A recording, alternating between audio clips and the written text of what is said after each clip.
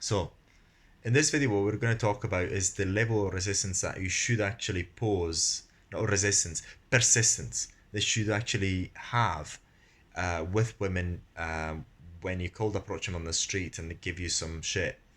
Um, Nowadays, I mean, when they go and they say, "Well, I've got a boyfriend" or something to go, and I just slip away like no other, because I'm in a venue where there's so many freaking women, and I kind of bothered my arse, with all due respect, with bullshit when it starts, when it actually starts, when we start talking immediately. I just don't deal with that anymore.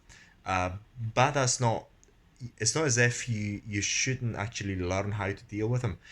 When you're actually starting to do this for the first time, the first few months, it is very important. You must actually be persistent for the sake of yourself, because you've got to be able to understand how to deal with all these rejections, not to actually be a pussy about it. You've got to really be a strong man and be persistent and push through, always without becoming an outlaw and being an annoyance in terms of um, an harassment to the woman. Make sure you don't go into the harassment thing.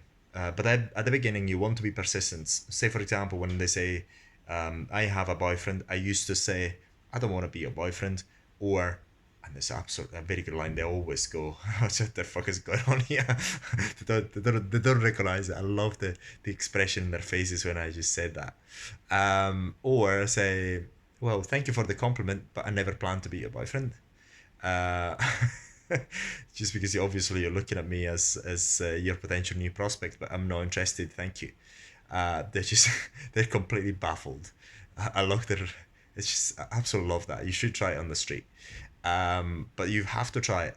But nowadays, because I've done so many cold approaches and I've seen it all, because then you get reference experience. What I do is when I get a boyfriend thing, or I just get the slightest resistance or the slightest facial expression when just really a bit, I just slip away. I just don't even say hello. I just go move on immediately to the next girl. So I just, and then that goes away. That rejection, it just slips off my head really quickly, because I move on immediately to the next one. I don't even ponder about it, and it's just a freaking flow. Now, when I go out in a space of an hour, I'm able to actually get far more contacts than I was able to do before.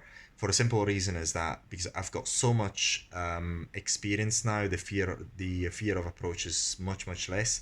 I think less about stopping a woman. I so things become smoother and smoother, because also as you practice this process, things become easier.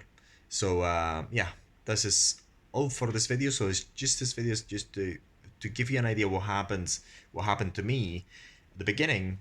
I used to actually keep persisting, and it's a good thing, which I recommend you do it. You keep persisting anyway, just to probe, get that reference experience, so you know what is beyond that resistance, that I have a boyfriend thing or whatever. Because you don't want to go and brush it off, and then you don't actually know what was behind it.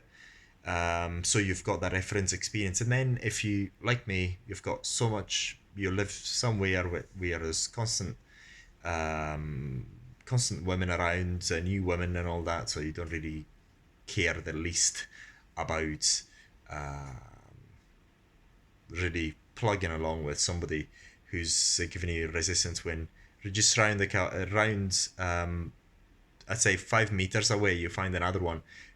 For literally 5 meters away you find another one who's extremely receptive. So that's what I find.